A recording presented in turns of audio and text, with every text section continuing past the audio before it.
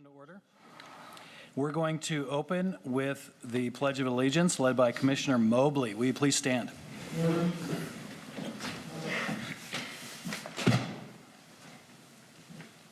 I pledge allegiance to the flag of the United States of America and to the republic for which it stands, one nation, under God, indivisible, with liberty and justice for all. Thank you. Staff will do the roll call. Commissioner Bennett. Here. Commissioner Blakely. Here. Commissioner Doris. Here. Commissioner Howard. Here. Commissioner Kind. Here. Commissioner Mobley. Here. And Vice Chair Sykes. Here. Thank you. You have in your packet, Commissioners, the minutes from the meeting of January 24th, chaired by Commissioner Mobley. What is your pleasure?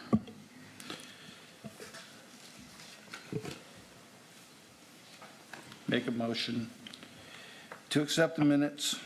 Second. Okay, we have a motion to accept the minutes from January 24th in a second. All in favor? Aye. Aye. Any opposed? Was that you that was supposed to call the vote? Sorry. Okay, at this time, we're going to take oral comments from the public. Members of the public can be heard on any item of interest that's not on the agenda. Speakers addressing the commission will be limited to 3 minutes per speaker, and by law, the commission is not able to deliberate or take action on issues presented by the public during oral comments. We're also taking oral comments over Zoom, correct?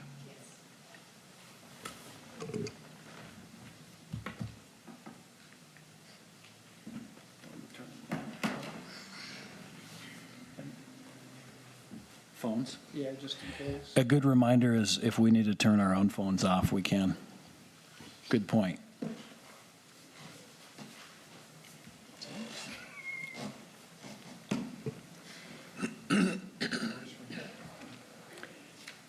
Okay, seeing no public comment, is there a motion to close public comment portion of our meeting? I make a motion to close public comment. And is there a second? I'll second that. Oral comments from the public is closed. We can do that without a vote, correct?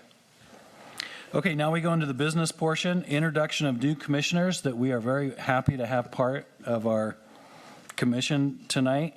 Introduction of new commissioners, Brian Bennett and Joshua Doris, if I'm saying your names right. Staff, do you want to say more? Or? No, I would just, also welcome them and thank them for serving. It's really nice to see a full, the dais full with the 7 commissioners. I still have 1 vacancy. It's not as urgent, but it's the alternate planning commissioner.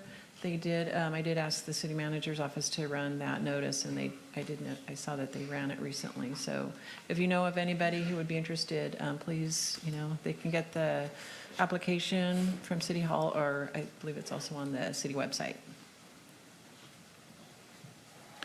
Anything further on this? We'll move on to business item 2, welcoming our new commissioners. The election of a chair and vice chair of the Planning Commission. And so we'll just dive into it. Do you guys have any discussion, or do we want to move to nominations? What's your pleasure?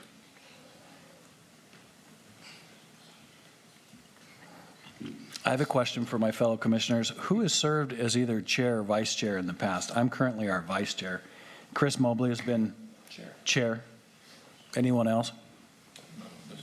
Not on this commission, but you have, Sandy? Okay, a vice chair. Any input from staff? No, I have no input. Then we're ready for fellow commissioners to make nominations. Make a nomination for staff to be chair or vice chair, whichever you'd like to pick. She's been on here a very long time, serving with me, and I think she'll do very good. I agree with that, and I also nominate Mark Stites for chair or vice chair, whichever he approves of. I would consider vice chair. I'm happy to serve in any capacity whatsoever. We may need our nominations to be specific. Okay. I make a nomination for Mark to be chair and Stephanie to be vice chair. Second. Are we sure? Okay, You get to move over. I'll stay right here. We have a nomination for myself as chair and Commissioner Halley as vice chair. Are there other nominations? I would nominate Chris Mobley for chair, but he's done it. But I've done it. So thank you. You give somebody else a turn. Okay, we're going about this a little awkwardly, but I think we can, How about a vote of hands? For everybody, all in favor of Mark being chair, raise your hand. All in Stephanie for being vice chair, raise your other hand. There you go. Okay, thank you. okay, is that legit, staff? I do believe that we need to take a vote. Okay, Yeah. And they both had a second? Do we have a second for the? We did. so Commissioner Mobley made a nomination, and who was the second? Commissioner Klein? All right, let's do a roll call vote. Commissioner Bennett, I approve of the nomination of Stephanie as the vice chair and Mark as chair. and Commissioner Blakely, Yes, for both. Commissioner Doris, Yes, I approve of both recommendations. Commissioner Howard, Yes, thank you. Commissioner Kine, Yes, for both? Commissioner Mobley. Yes, for both. Vice Chair Sights. Yes, for both, thank you. Very well. Gavel. Yes, we have officers for the next season. We do want to thank, I don't know if he can hear us, probably not, but our past chairman, Kevin, what was his last name again? Bradley. Yeah. Resigned, and we appreciate his tenure of service, not only on the commission, but as chairman. Yes. So he resigned, and that precipitated this. Let's move on to item 3 of business, a design review of veterinary facility for Humboldt Veterinary Medical Group, including building elevations, colors, lighting, signage, and landscaping. We will turn it over to our city staff. Thank you, Chairman Sights and planning commissioners. So so we have 2 agenda items on this one project. The first is design review, and that would include, the elevations, the colors, the lighting, signage, and landscaping, and then the conditional use permit. So the zoning code does specifically call out that projects shall have design review approved first, and then the use permit. I'm not exactly sure why, but, I think the most efficient way is to, it's fine to have them on the same agenda. That doesn't have to be that way. There's different, ways of approaching it, but, so we do have both of those on tonight. Typically, there is more discussion on the use permit, so I was debating whether to give you all of the information up front, and then you can decide on either one, but, I think I'm just going to stick to the agenda and just be, maybe briefer on the design review and then a little bit more time on the use permit or whatever.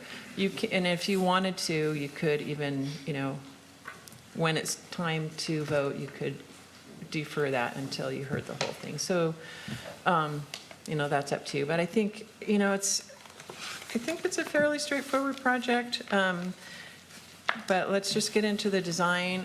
And I think it is a very nice design. I'll just, before I say that up front, so it won't be difficult to present the design. They did a really good job and put a lot into it. So I'm going to share the screen here. And let's see, so I will go over the project briefly. So this is the design review for the new construction of a veterinary facility. So it's a 9,755 square foot building located at 1257 on Riverwalk Drive, and that is on the next. So Riverwalk Drive runs north-south, and you can see 101 to the east and the Eel River to the west. And then, actually, I'll go to the next one. It's a little bit more of a close-up. It is actually at the southeast corner of Riverwalk Drive, and then this is Sandy Prairie Court on the north side of the property line, and that is a public street. It does give access to a little industrial office complex over to the east there. And you can see the existing building, which is a smaller, I think about 50% smaller of a veterinary facility. It's vacant now, and so the intent is to demolish that building and construct the new one that's in your design packet. And these are, okay, just real quickly, this is the general plan map, and it is in the city's Riverwalk designation. That's basically the area between Recology, the transfer station, and then on the south, there's the River Lodge. So it's basically all of that area that, you know, has visibility and sort of, I mean, not frontage, but, you know, direct, just, it has those really strong interaction with the Eel River. It's very visible. And so a lot of the uses, actually the next zone or the next map shows kind of more of the use difference. So freeway commercial zoning on the south, but the project is in the slightly more, you know, light industrial, or what was definitely in the past, well, actually the whole site was a mill, you know, different mills. So it was industrial, but when the city redeveloped the area, they split it up between sort of a more of a traveling public, you know, tourist serving uses, and that's where you would see the hotels, restaurants, you know, shops and things like that. And then the CT picked up the sort of the more industrial uses. I would also say that over, say, the last 10 or 20 years, the city has done some zoning amendments on the uses, the allowable uses in the freeway commercial zone, and towards the area of less, you know, strictly tourist and more general commercial. So it has kind of, it is kind of veering that way.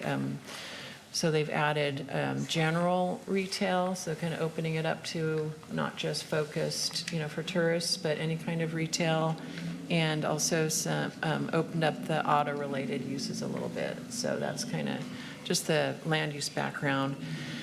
But, you know, I'll just reiterate that this project is in the commercial thoroughfare zoning district, and that does allow more, you know, slightly heavier commercial uses, more light industrial in the conditional uses, and it does allow veterinary facilities as a conditional use. So, and I am kind of giving more of the use permit discussion here, so, but it'll serve us on the next item, I guess. This is just the cover sheet of this plan set that you received. And I like it because it gives a nice, you know, angled view of the building as opposed to the flat, you know, the other elevations that you have that are flat. And this also has, in the red, it has some of the use permit language that we've asked them to include. Pretty much all discretionary permits now do pick up some of the city standards and other environmental, like state standards that are important on construction activities. So for example, it includes the Cultural Resources Protocol, which is a state requirement that if cultural resources are found during construction, then construction activities will pause while, you know, they contact the tribes and decide what to do. And then the hours of construction operation are also on the site plan. So, my point is just there's, you know, kind of a lot of interesting information on the notes page or the cover page. And then the site plan shows the Riverwalk Drive access on the west side and Sandy Prairie Court on the north. The building, of course, is outlined in the dark there. And the various, you know, there's certain areas out front, the walkway and access to different parts of the building. The parking spaces are along the street sides, and then there's ample landscaping up front are the LID or the bio retention swales, which pick up the stormwater runoff from the parking lot. And then landscaping along the perimeter and within the site itself. And I will just go along to the details. So this is the building elevation. Let's see, I have a few notes here. And I haven't talked to the architect about this, but I think it's sort of a barn influence style. It is a metal building, and it does have, certain projections and columns that I think are, in a good way, reminiscent of a barn, and I think that's compatible with, did you have a question? You said it's a metal building, it's not, wasn't what I was reading. Oh, it's not a metal building. Partial metal roof, but. Oh, okay. So the interior is not a shell, a metal shell. Okay, so I apologize. I shouldn't get into the architecture too much. And the agent can, at some point, I think, is going to have a presentation and can feel free to correct my, my errors here. So, so the design, focusing in, there are roof projections and roof elevations that, definitely really increase the, the design, the attractiveness of the building, just creating visual interest and architectural detail. Wall projections that you can see on the side views. So that, for a building this large, those features really work to, completely avoid any large, monotonous, building sides, and just, really create a lot of interest. Pitched roofs with a varying height, the awnings, and again, the columns. The front entry facing the west has a really nice, definition. So the entry itself projects out. Here you can see the side view from the north. So it has the large awning and the columns. And then the large windows around this part, the front portion emphasize, well, that's the entry into the office. So, that's really extra attractive there, and it's going to have really nice lighting with all of those windows. The siding is board and bat, a mixture of board and bat and horizontal, a little bit, not as clear on these elevations, but that also adds to just the texture of the building and more, more architectural interest. Metal roof, and then composition shingles, I think, Kirk, on different portions. There's both types of roof materials in two different colors, slate gray and pewter gray.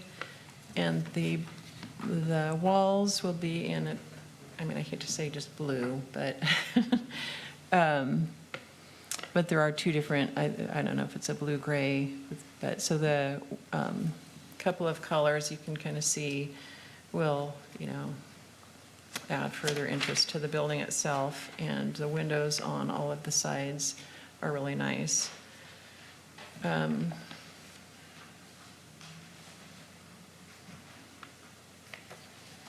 then, so this is the landscaping plan.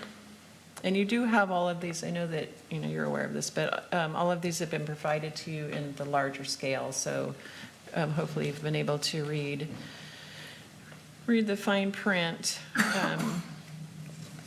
But the landscaping areas that you can see in the shaded areas, and then the list is on the top of the sheet, and there's also a detailed legend on the next page, and you've got that in your plans as well. A little bit easier to get into the types of plants.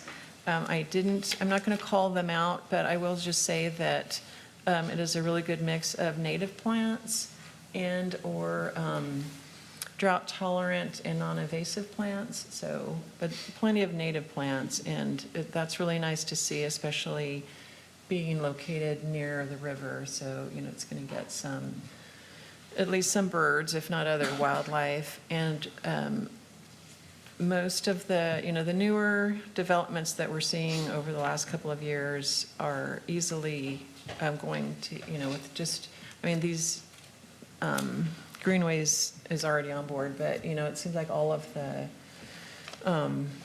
projects that we see with just a suggestion of natives, they are able to really do it. So it's really being incorporated into project design, which I think is a good thing for the city.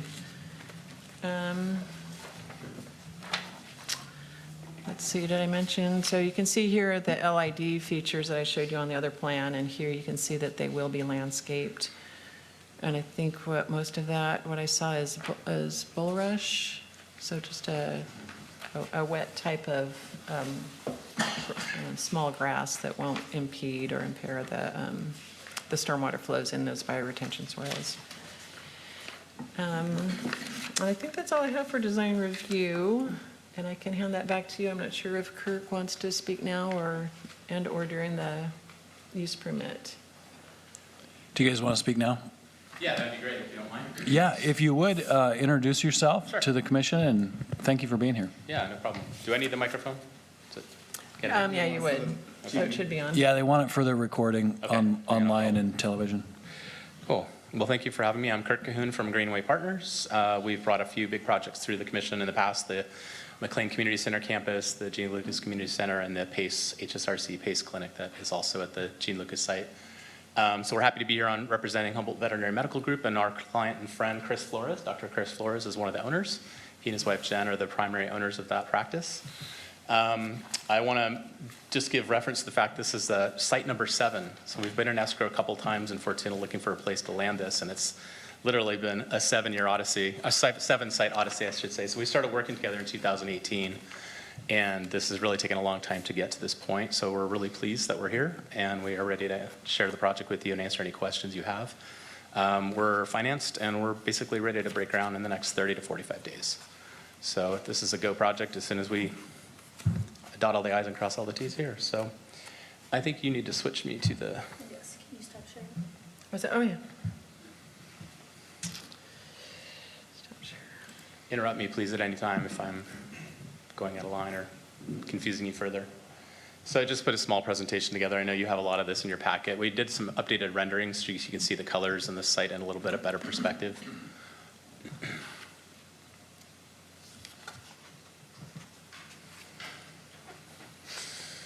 Okay, so this is currently Ferndale and Fortuna Veterinary is the two practices owned by the Humboldt Veterinary Medical Group. So this is not an out-of-town practice coming in here to buy out existing veterinarians. These are practicing veterinarians in this area. The current owner of Riverwalk Veterinary, prior owner I should say, approached Dr. Flores and his wife, and when she heard the project was in development, and said, I want to get out and let me sell you my property. Suddenly the site search ended, because now that's the perfect place to do this. So. And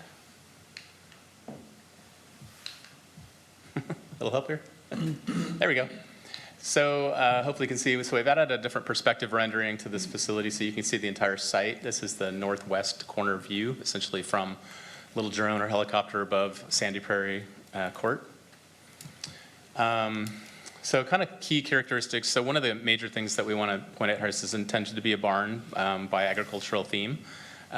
So agriculture is obviously a huge part of this area's history, the dairy industry, the ranching industry. Dr. Flores practices both small and large animal veterinary, so he is in the field often and working for folks in the dairy and ranching industry. So we wanted to really kind of bring that theme to a facility so it represented both the interests of Dr. Flores as well as the region. The other elements in here, the large redwood timber frames is obviously a very important design element in this area, so we wanted to continue that. And yeah, those are on a number of locations at the entrances, and also that large timber structure carries through the lobby area and into some of the back areas. If Thank it's you. not clicking, you can just say next. Okay, next. I'll just go to you every time. This would be the front perspective view. We've got the light poles in there. Everything is done at scale. This is accurate from our 3D model that we develop in a program called Revit. There are some fences on the south boundary there. One of the key elements in this project that we'll talk about in a second is, people come here for their animals when the animals aren't well, and a lot of times people have an opportunity to feel a lot of mixed emotions or big emotions. So we want to give a place for people to have some privacy to grieve. So both inside and outside the building, there will be the ability of a person going through some grief to have a private space to come and kind of, be with themselves, collect themselves before they get in their car. Sadly, obviously, that's a major part of veterinary medicine, is saying goodbye to our animal friends. Next one.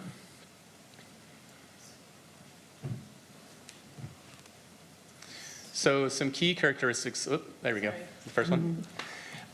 First one being a fear-free practice. So this is a practice type that's not all that common, but it's a priority goal for Chris and his wife, Jen.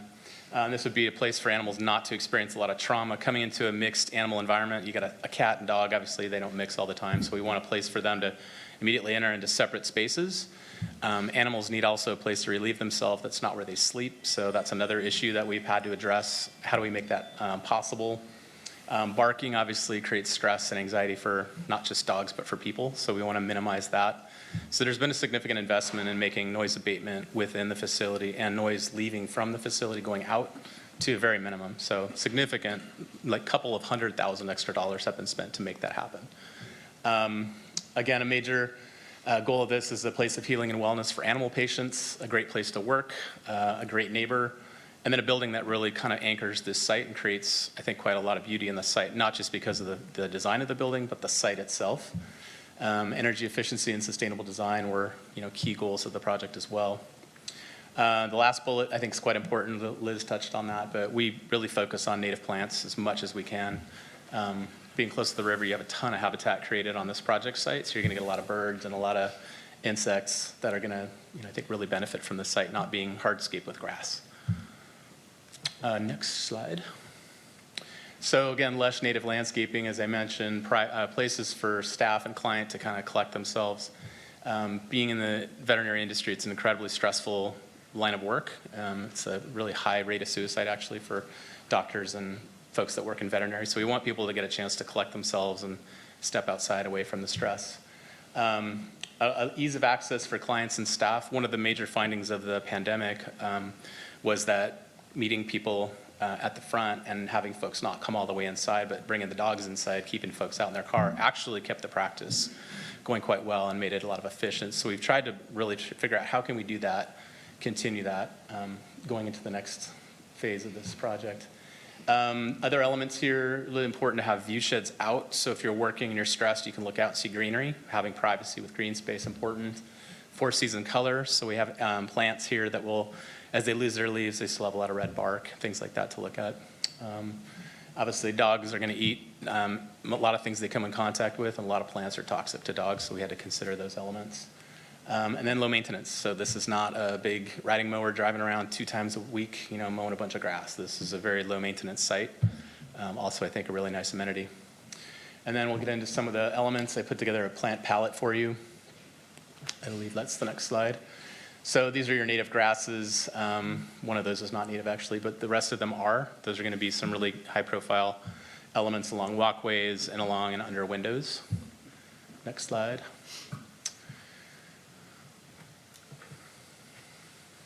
Woody shrubs, these are all native plants. So you've got a couple ceanothus species there. You've got a twinberry, a wax myrtle, and a sticky monkey flower. These are all native plants. They're going to, again, draw interest and provide habitat. Next slide. Small trees here. So we've got, looks like a redbud and a flannel bush and a batuia and a vine maple and a red currant. So those are all small trees that will grow just under about 15 to 18 feet, providing, privacy, but not creating too much shade on the site or adjacent parcels. Next one. So this is from the Sandia Prairie Court view shed. This rendering, again, we didn't put every single plant on the rendering, but you should get an idea that this is a pretty densely populated, vegetated site. There's a small fenced area there. That's actually to screen the what's called a variable refrigerant flow system. This is a highly energy efficient HVAC system.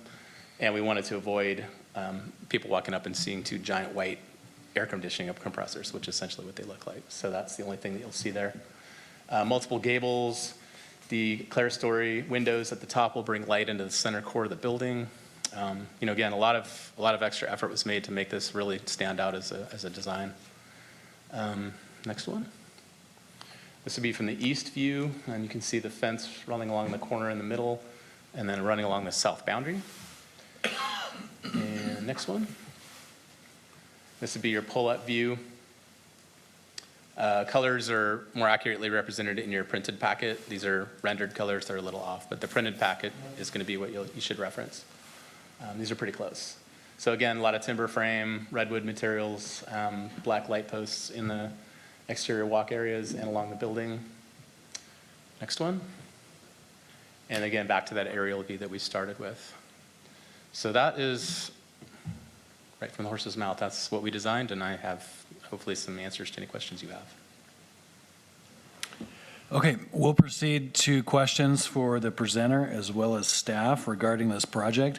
I think because first we're going to be voting on the design review and then second conditional use permit, I think it's okay, staff, if any question related to any part of the packet is brought up at this time, you guys would be happy to answer, correct? And your name again, I forgot. Kirk. Kirk. Yeah. Mr. Cahoon? Cahoon. Yep. If we're nice. Other commissioners, what's your pleasure? Questions? Is there secondary access going out the back onto, what is that? Sandy Prairie Court. Sandy Prairie Court Yeah, at the there's- back end?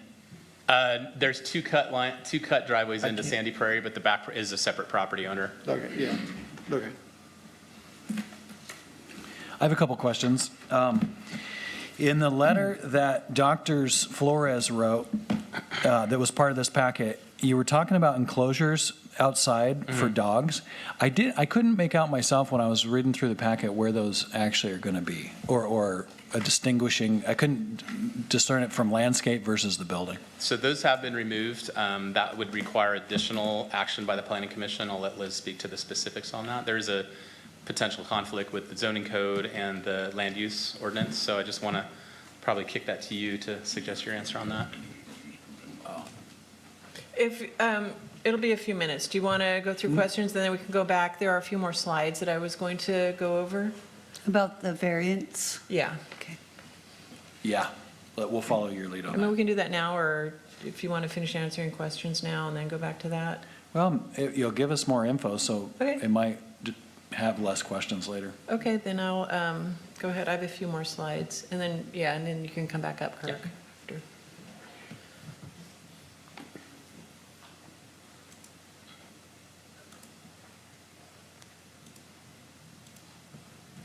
Let's see where we were.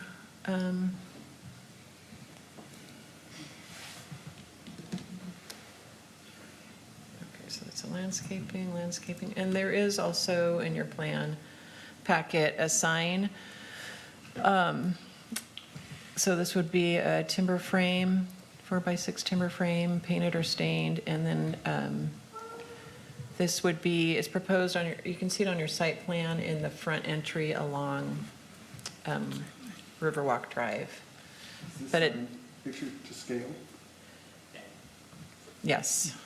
It does say that, that the applicant, designed by owner and graphic design designer, sign will be a deferred submittal. So they're proposing this as a deferred submittal, and I'm not sure if that's the frame or the sign insert. The insert itself, the logo has yet to be developed. Okay, so, you know, you can, just in the design review process, you can either approve the timber frame, that'd probably be best. Isn't the same sign already there now? Sorry? Isn't the same, pretty much the same exact sign there now? I think it's taller and a little bigger. And then there would be, I think they would come back with additional signage, like on the building. I know Yeah. that you have one wall sign on the exterior of the building on the north The side. northwest, yeah, gable building. Yeah, and, you know, so you can actually consider any other signs and then come back with, you know, as you go along, where you might have some additional signage, possibly. Yeah, so it can be acknowledged, or you can approve the frame. I mean, I think it's, I would, sorry to interrupt you, I would answer, I would also add that the logo type will be similar in size and scale to that, color-wise, not going to see flashy blinking lights or anything. and then these are the typical sign, or light fixtures. And, you know, they definitely are all in compliance with the city's it's actually in the general plan, that they be downward cast and shielded so that they're not projecting to the night sky or onto adjoining properties. And then the conditional use permit, kind of the same material in the beginning. I should probably get rid of this side thing.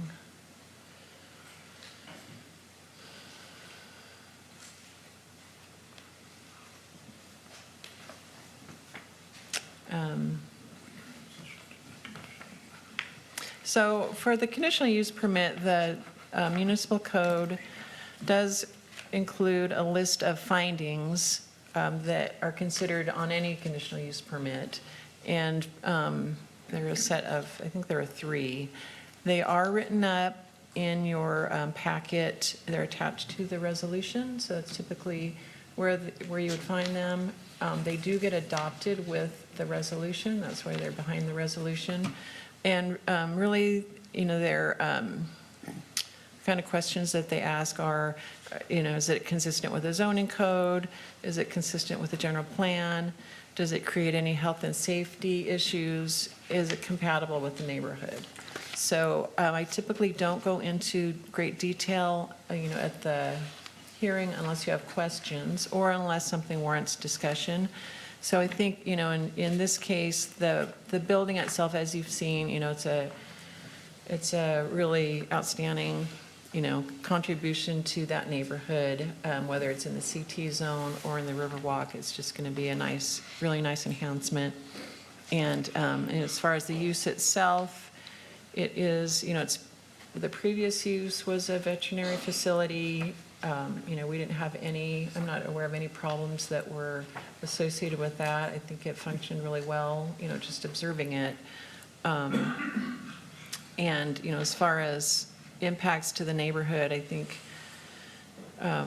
it's going to be, they've got acoustical materials inside the building. So, that's really the only, other than that, it's really going to function as any other normal standard kind of a business that's allowed, whether that's a retail store or an office building or some other type of service. It's going to be quiet, it'll have a presence, it'll have customers, a customer flow, but overall it's going to be, quiet and, just creating a kind of a contribution to that area. And the health and safety issues, again, I think it listed in that section of the code, odors, noise, we can talk about noise, but otherwise, traffic, lighting, those things are all addressed or, otherwise taken care of through, the utilities and the roadway and things like that are already existing and will be able to accommodate the proposed use. And the zoning standards are all met. I'm going to discuss one zoning standard that is specific to a veterinary facility. So otherwise, the zoning standards are going to be setbacks, building height, parking. I think, those are really the main ones on a new construction, and those are all met. Landscaping, there's a small landscaping standard for parking lots, which they do meet. General plan, we look for inconsistencies, and I think, everything is compatible. I will discuss the noise standard, and that's really, so the discussion is just going to focus on how, it meets the standard for veterinary facilities. And so in one of the sections of the code, the 1706 is specific uses, and one of those specific uses is a veterinary facility. And it has this is actually the zoning code itself, and it says that the veterinary facility shall be located no closer than 100 feet to any residential district or to a restaurant or motel in any district. And so it does meet those standards. The closest residential district is, I think it's like 2,000 feet away to the east, and that's on Spring Street. So they're specifically, they call out a district. And then The nearest restaurant is Ill River Brewery, 1,000 feet to the south, and Comfort Inn Hotel, about 1,200 feet to the south. So that section is met. It says that these veterinary facilities shall be constructed and operated such that the entire use shall be totally enclosed within a building that is soundproofed. And so that is something, you asked about the exterior dog kennels, and that is something that the applicants are deeply interested in. And we're considering requesting a variance for this section of the code. So, but it was a little complicated as far as the code goes, and it's also tied to general plan standards. So I'm just going to go through this section, and then I think you'll see what I'm referring to. So, but otherwise, a variance is the mechanism to get an exception from the zoning code. So that would be appropriate. I think to make the findings and to comply with the code itself is a little bit more troublesome. I think, it's something that may be able to be worked out. But to get to the construction phase, I think they wanted to just, you had a question?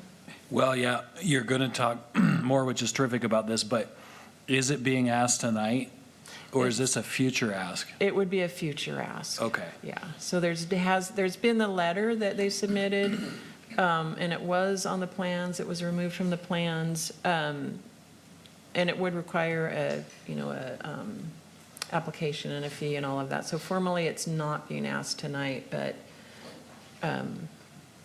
discussion's fine. But of course, you're talking right now, you're in the middle of a presentation about the conditional use permit, correct? Yes. Okay, thank you. Yes. So otherwise, so the noise study there was a noise study that was prepared that analyzed the decibel levels and created by a couple of things. The general plan requires a noise study for certain projects, and actually this next code section also requires a noise, some noise information. So the noise study did demonstrate that the building is adequately soundproofed as it is for the interior. The dogs that are housed or kenneled inside when they're getting medical care, as well as the generator and the HVAC system. So those are the things that this noise study did demonstrate, that those met the decibel levels that are called out in the general plan. And that the building shall be certified by a licensed architect or civil engineer as meeting the existing noise level contours specified by the noise element map. And we do have that on a subsequent slide. The architect with Greenway Partners did basically, I guess, certify or state in a letter. So you did get a copy of the noise study if you were able to look at it. It has a couple of parts to it. The first part is actually the analysis or supporting discussion by the architect. And then in the back of it are the noise studies, that were done by the acoustical engineer. That then the architect based his discussion on that. So we have that one being met. Adequate measures shall be taken to prevent offensive odor. And,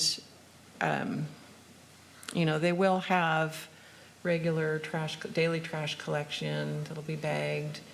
I'm not aware of any special measures other than bagging it, putting it in the dumpster, which will be covered and then picked up, I assume, once a week. I'm not sure if a commercial business does it more than once a week, but at least once a week. So, assuming that process is adequate for odor control, there may be additional odor materials that are added to things like, the cat or the dog feces that'll be collected, but I'm not aware of that being required. But when we pause here, that they can maybe respond to that in more detail.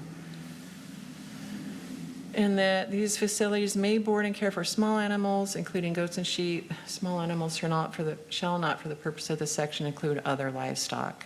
So the zoning code itself restricts it to small animals, up to goats and sheep. You'll see on the site plan, the rear of the building, which would be on the east side, is a large room. It does have vehicle access, so it has a roll-up door, and that is the livestock room.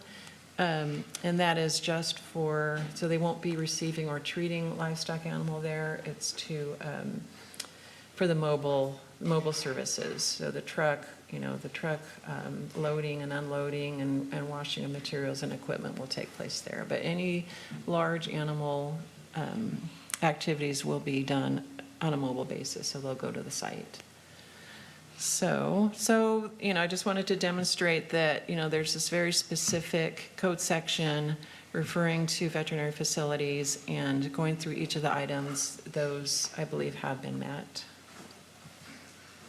And then the general plan has this noise, this is in the health and safety element, which kind of ties into those health and safety findings that I mentioned in the beginning, and which are attached to your resolution. So it does have this noise compatibility standards table, and then the requirement is for, in I think it's policy 8-2, that a noise study shall be done to demonstrate compatibility, that the project conforms to these decibel levels, and this is for, so the land use category, so this range of land use categories has certain decibel levels that would need to be met at, by a new project that's introducing noise. So for example, residential, at the exterior of the residence would not, the proposed project should not exceed the noise levels by 60 decibels. And then, the other types of uses that would be in that CT district, that we would look at, hotels, not to exceed 60 decibels, office buildings 70, commercial activities 70. So those are the kind of facilities that you would expect to see in that CT, in the Riverwalk area. And there are, several that are around that business, the proposed business. So those are the decibel levels that they would need to meet. And they've shown that they do meet them for the interior kennels that will be, the noise will be attenuated with some wall materials that are in the building plans, and actually they're described in that noise study. And so they're meeting these standards now as a project stands. And, in the future when, if they're able to devise a plan for any exterior dog kennels, these are the standards that they would need to meet. So that's kind of the long background on the noise issue, that I think we've come to a place where, their building plans are almost ready. They've been reviewed a few times. There's some corrections that'll need to be made, but, they need the use permit first. And I think that's it on my discussion, and I'll hand that back to the commission. Okay, we'll entertain questions for our city staff as well as the presenter. One thing I noticed, sir, is in your presentation, there was a mention of Four Seasons colors, I think. Mm-hmm. That was the nomenclature. Can you unpack that just a little bit? I don't quite understand that. You Yeah, might have so- addressed it. Yeah, when plants lose their leaves, oftentimes you just have bark that's without color. So there's a few color choices or plant choices, like a creek dogwood has got a lot of red bark. There was super bright bark. Katsu maple is another type that would just really look, again, not like moribund landscaping, but really have a lot of color and texture. So And there are, in the landscaping plans, there are small trees, correct? yes. But they won't grow super big? No, there's no conifers. Nothing will grow over 18 feet. I have a question for the staff. How long did Riverwalk Vet operate at that location under a conditional use permit? I assume Riverwalk Vet had a conditional use permit, correct? No, that, I didn't find a use permit. That veterinary facility has been there, I think, through a few different owners. There was some kind of a document that showed, like, I think the 70s, even maybe the 60s. So, So the neighbors of that property have been used to working with a veterinary Yes. clinic there for how many years? I would say 30 or 40 years, 30 or 40? yeah. Or even longer, possibly? I mean, I'm aware of 20 or 25 since I've been here. Did the city send a notice to the neighbors of the property about this hearing? Yes. And was there any input or We response? did not receive any comments. If I could add one more thing on that, both the neighbors to the east and to the south are people we've asked for and gotten encroachment letters of agreement to work with us on this project. So Great. we're going to be sharing some of the grading activity that'll happen back there, and they both consented to that. Don't we have the refuse and recycle area directly adjacent to this property? Just a couple properties over. And and then you have an auto body place? The auto body's south next to it. Yeah. So I don't think noise would be an issue. No. Next evening, I have a question either for you or Dr. Flores. The business plan of the way you guys work, will the Ferndale location, it'll still be up and running, correct? No, this will be a consolidation of Ferndale's current location and Fortuna's current location into this new facility. So those two locations will be transitioned Over the away? course of the next 4 to 5 years, or Yeah. at least remaining, there'll continue to be activity there. A community clinic is planned for Ferndale, so low-cost vaccinations, things like that, community service work. And then in the existing facility, they're going to continue to have some work done there. But most of the facility and practice activity will happen at this new facility. So this is about bringing both of the existing clinics into one veterinary hospital, correct? Correct. And then part of the benefit of doing that is not only to get a new facility, they're tiny facilities right now and they're very outdated.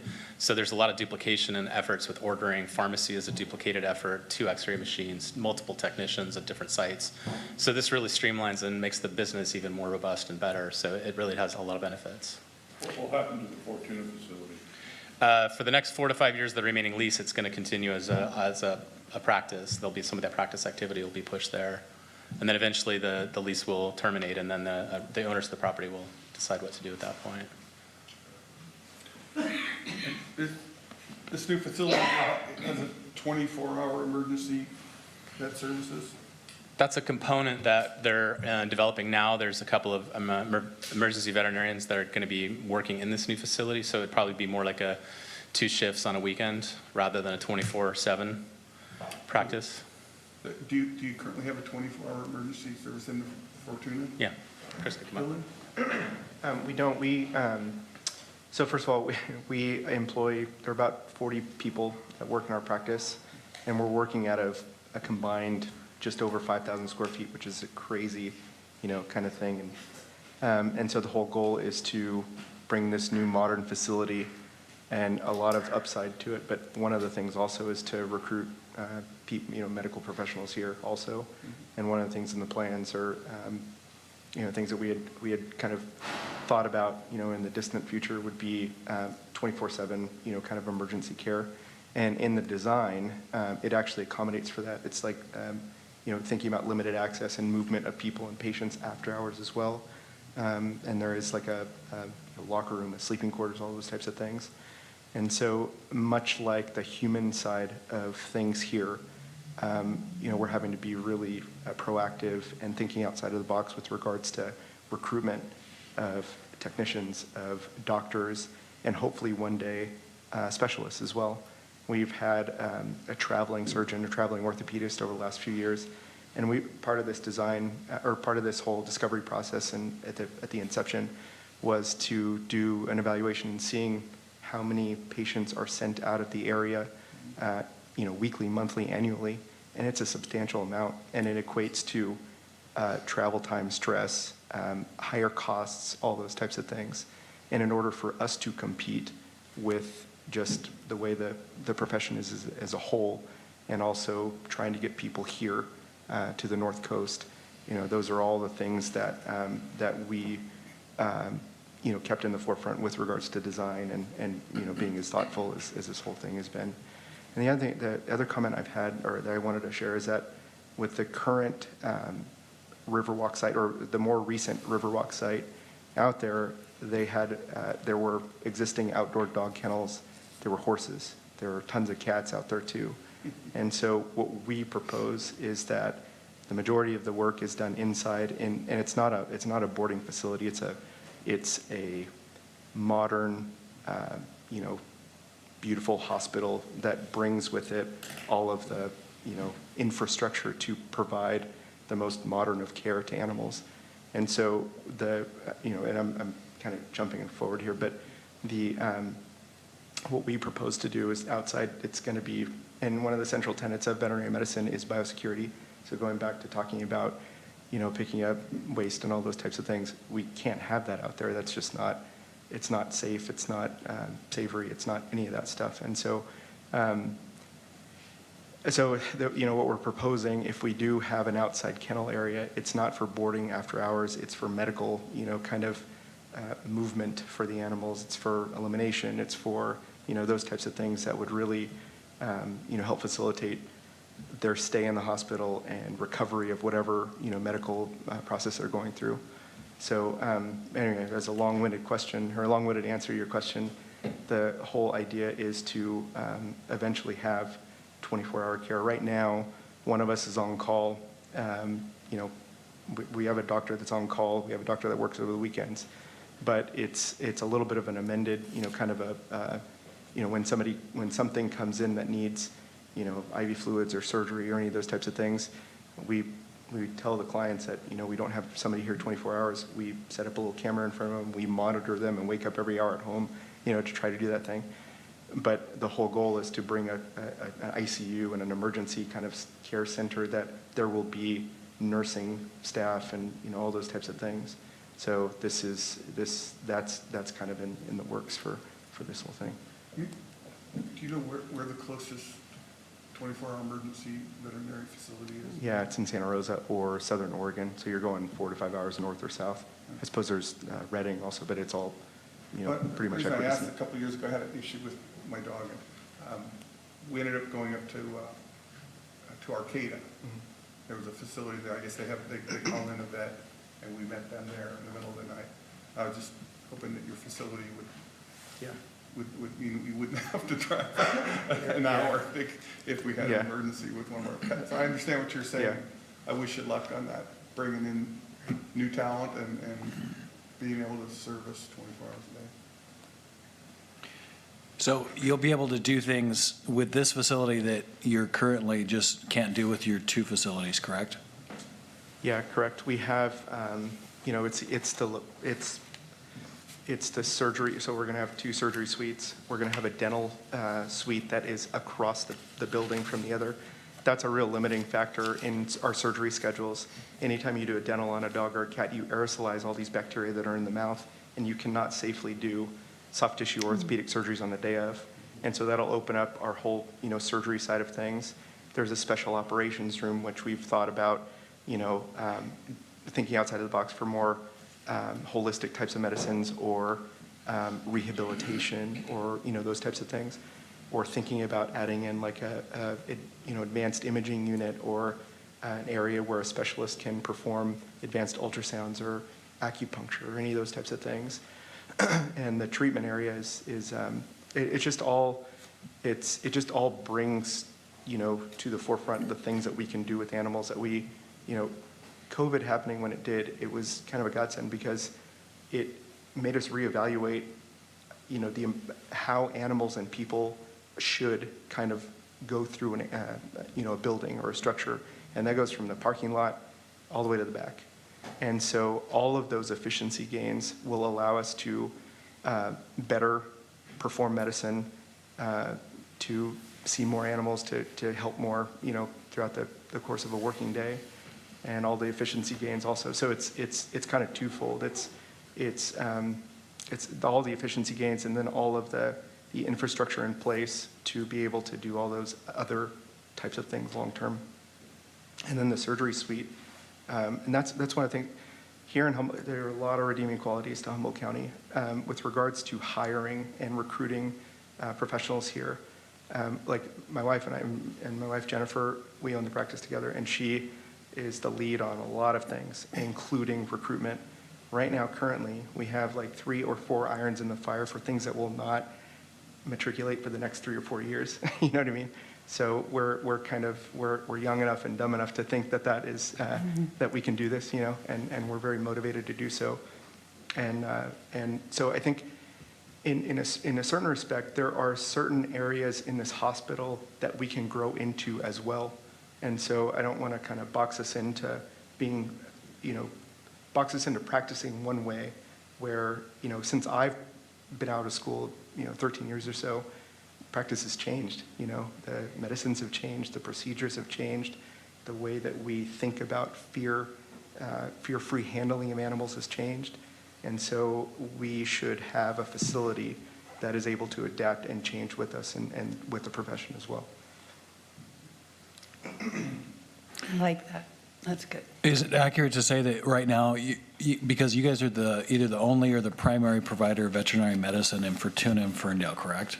Correct, yeah. And so you have additional pressures on those current facilities as a result of being that primary provider, correct? Oh, yeah, for Yeah. sure, yeah. And then the other thing that's happened during COVID is that a lot of other practices in the area, for whatever reason, they have kind of contracted down. And so there are a number of hospitals that share on-call duties. We can't do that because we do large animal work as well. And so, but we're seeing more clients, we're seeing more pets that can't be seen in Arcata or McKinleyville or Garberville, so we're drawing from a pretty wide radius. So yeah, we're at maximum capacity now in the 2 offices that we have.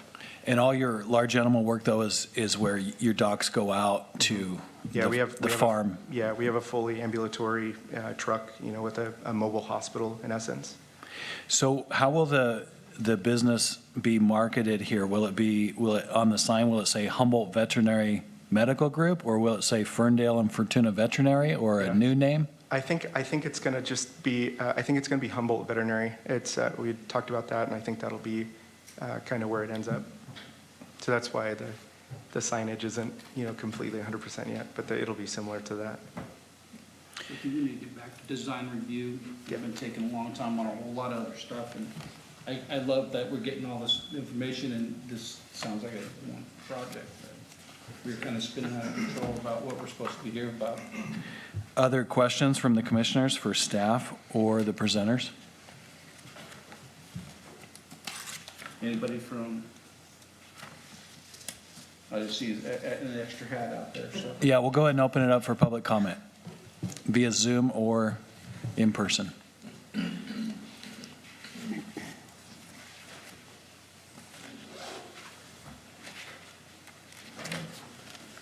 Anybody waiting in the wings on Zoom?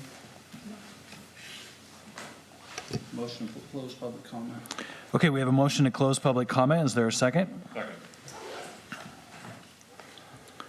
We'll take a voice vote on this. All in favor, please say aye. Aye. Any Aye. opposed? Okay, I make a motion to adopt Resolution P-2022-3099, a resolution of the Planning Commission of the City of Fortuna approving design review of a veterinary clinic, including elevations, colors, lighting, and landscaping. Second that. Roll call vote. Commissioner Bennett? Yes. Commissioner Blakely? Yes. Commissioner Doris? Yes. Commissioner Howley? Yes. Commissioner Kine? yes. Commissioner Mobley? Yes. And Chair Sykes? Yes. Okay, our next order of business, item 4, a public hearing to consider the approval of conditional use permit for this same facility on Riverwalk Drive. Staff, had you already included this in your presentation? Included what? Do you have a new I presentation? don't have it, no, I've Okay. completed the presentation. Perfect. When you do get to the resolution, I want to point out that the number in the staff report on the resolution itself should be P2023-3100, not 3099, because that was the one that Stephanie just read, That's page 31. page 31. It should end in 3100, correct? 3100, yes. Oh, I'm sorry. 29, I believe is right, 3100, Should be 3,100. yes, 3100. I'm sorry, 3,100.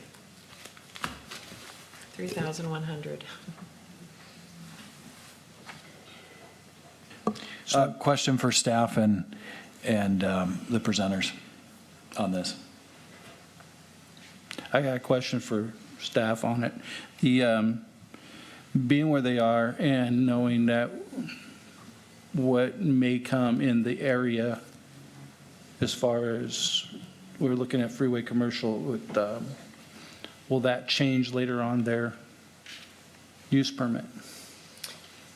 No, the use permit runs with the land, unless there are some kind of standards or conditions that are put into a resolution, and there aren't in this case. So if somebody wants to put a restaurant across the street, that's not going to hurt them in any way? No, 'cause Or that's the after the restaurant that fact. wants to go across the street? Right, no, that's after the fact.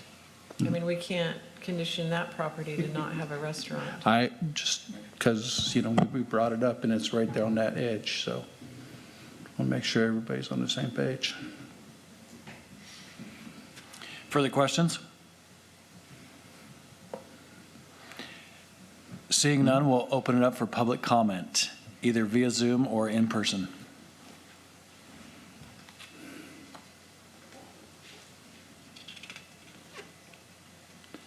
Motion to close public comment. Second. Very well, we have a motion and a second to close public comment. All in favor, please say aye. Aye. Any opposed? All right, we're ready for recommended action as listed on page 29, either for or against. I'll make a motion to adopt Resolution P 2023-3100, resolution of the Planning Commission of the City of Fortuna approving the conditional use permit for a veterinary facility. I second. All right, roll call vote. Commissioner Bennett. Aye. Commissioner Blakely. Yes. Commissioner Doris. Yes. Vice Chair Helly. Yes. Commissioner Kine. Yes. Commissioner Mobley. Yes, And Chair Sights. Yes. there you go. Can I ask a follow-up question of staff? So this issue of dog runs or outside enclosures is something that's going to be addressed. Will it be before our planning commission, or does the city just take care of that with them? No, it should go before the planning commission as an amendment to the conditional use permit. That's a Okay. beautiful facility. Yes, Thank you guys it's for doing what you're lovely. doing. I love it.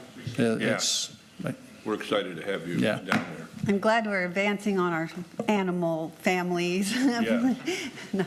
It's wonderful.